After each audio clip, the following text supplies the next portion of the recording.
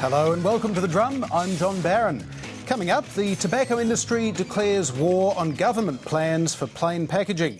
The haggling continues over what is a fair price for carbon, and the Donald decides to keep his day job. Our panel tonight, Tom Switzer from the US Studies Centre, broadcaster and academic Waleed Aly, and in Melbourne, Chris Berg from the Institute of Public Affairs. The tobacco industry has taken the gloves off in the fight against the federal government over plain packaging.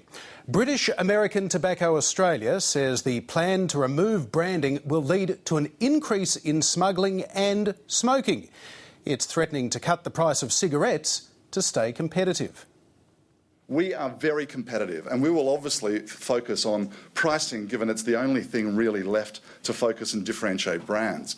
But more importantly, the real driver will be illegal tobacco.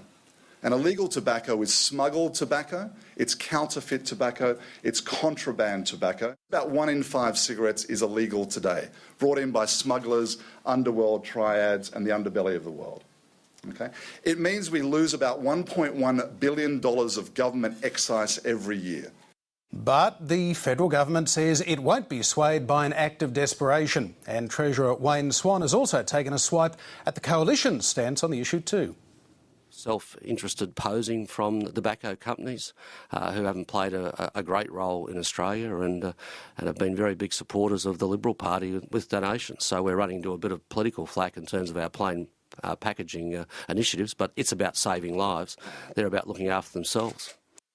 Now, Tom Switzer, you used to work for the Liberal Party, among the many and varied things you've done over your career.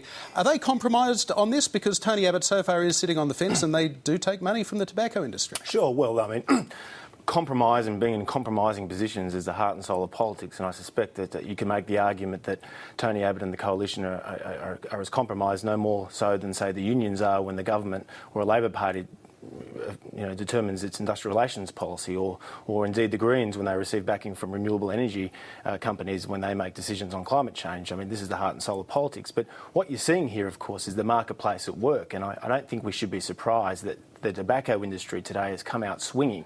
Of course it will cut prices to stay competitive in a market where you have plain packaging.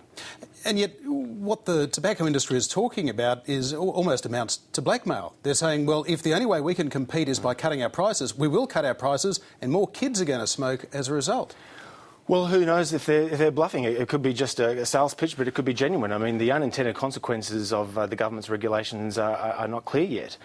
If the tobacco industry is right, and there is this flooded market, illegal market of tobacco, then of course they have no alternative but to cut prices. And their counter-argument to the government would be that more and more children will be smoking. I don't think that should be dismissed easily, by the way.